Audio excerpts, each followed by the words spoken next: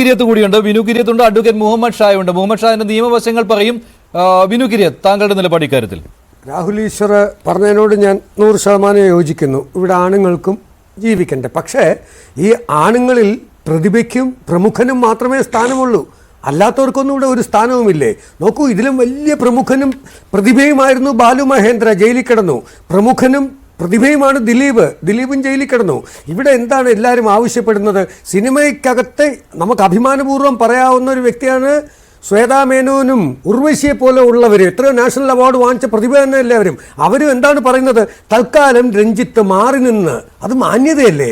അതല്ലേ ഒരു സംഘടനയുടെ തലപ്പത്തിരിക്കുന്ന ഒരാൾ ചെയ്യേണ്ടത്? നോക്കൂ, ചലച്ചിത്ര അക്കാദമി എന്ന് പറയുന്നത് സർക്കാരിൻ്റെ സ്വത്തല്ല, അത് കലാകാരന്മാർക്ക് എല്ലാവർക്കും വേണ്ടിയിട്ടുള്ള. നാളെ മറ്റൊരു മന്ത്രിസഭ വരുമ്പോൾ അത് അവരുടേതാവും.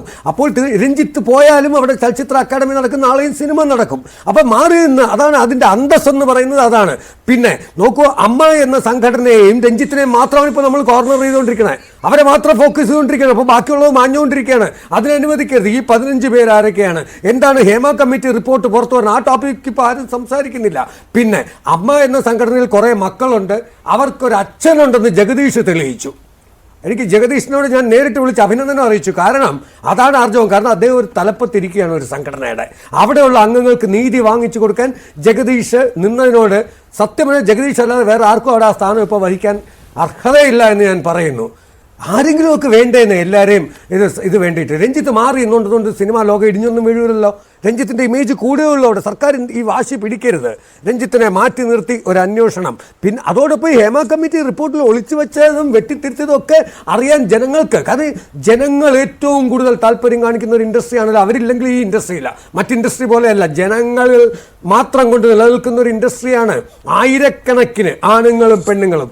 പിന്നെ രാഹുൽ ഈശ്വർ പറഞ്ഞ പോലെ എല്ലാത്തിനും പുരുഷന്മാരെ പറയരുത്. സ്ത്രീകളുടെ ഭാഗത്തും നല്ല തെറ്റുകൾ അറിയാമല്ലോ. പലരും സമ്മതത്തോടു കൂടി അത്തരക്കാരെല്ലാം എപ്പോഴും വിജയിച്ചിട്ടേ ഉള്ളൂ. അല്ലാത്തവരും മാന്യമായി ജീവിക്കുന്ന പ്രശസ്തരില്ലേ സിനിമയിൽ? അപ്പോൾ തീർച്ചയായിട്ടും ഇതെല്ലാം പുരുഷന്മാരെ മാത്രം പറയാതെ ഹേമ കമ്മിറ്റി പറഞ്ഞിരിക്കുന്ന അന്വേഷിച്ച ഈ പ്രശ്നമൊക്കെ തീരും.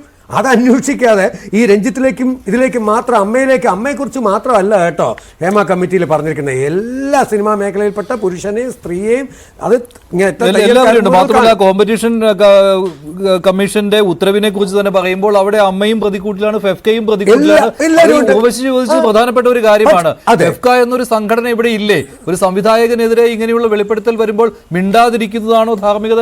ഫെഫ്കയുടെ അംഗമാണ്. ഞാൻ അത് തന്നെയാണ് ചോദിക്കുന്നത്. അല്ല, അതുകൊണ്ടല്ല ഞാൻ പറഞ്ഞ നേരെ തിരിച്ച് അമ്മയെ മാത്രം ഫോക്കസ് ചെയ്യുന്നതിൽ എനിക്ക് വിഷമമുണ്ട്. അല്ല, ഈ ബി ഉണ്ണികൃഷ്ണൻ എന്തിനാണ് മിണ്ടാതിരിക്കുന്നത്? അത് ഓരോരുത്തരുടെ വ്യക്തി സ്വാതന്ത്ര്യം, അത് നിങ്ങളാണ് ചോദിക്കുന്നത്. സംഘടനയുടെ തലപ്പത്തിരിക്കുന്ന സംഘടനയുടെ തലപ്പത്ത് വേറെ പലരും ഉണ്ടല്ലോ, ജോസ് തോമസ് പലരും ഉണ്ടല്ലോ. പക്ഷേ എല്ലാ കാര്യത്തിലും ആദ്യം പ്രതികരിക്കുന്ന ആരാണ്? ബി ഉണ്ണികൃഷ്ണനാണ്. അദ്ദേഹത്തിന് സെലക്റ്റീവായിട്ട് പ്രതികരിക്കാനാണെങ്കിൽ ആ പ്രതികരണം വേണ്ട.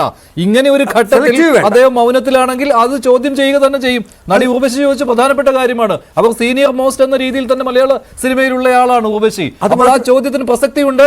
ബി ഉണ്ണികൃഷ്ണൻ പ്രതികരിച്ചേ തീരൂ ഈ വിഷയത്തിൽ. ജഗദീഷ് വ്യക്തമായിട്ടൊരു കാര്യം പറഞ്ഞു, ലേറ്റ് ആയതിനെ കുറിച്ച്. റിഹേഴ്സൽ അതൊക്കെ ഒരു ന്യായമല്ല. ശരിയാണ്, ആദ്യമേ അമ്മ പ്രതികരിച്ചിരുന്നെങ്കിൽ ഈ ഇഷ്യൂ കുറേയൊക്കെ മാറും. അതുപോലെ തന്നെ രഞ്ജിത്ത് ഈ ആൾ കത്തിക്കരുത് എന്നാണ് എൻ്റെ ഒരു റിക്വസ്റ്റ് ആണ്. അദ്ദേഹം ഒരു വലിയ കലാകാരൻ, നമ്മൾ ഒരേ ഫീൽഡിൽ നിൽക്കുന്ന. അഡ്വക്കേറ്റ് മുഹമ്മദ് ഷാ എപ്പോഴും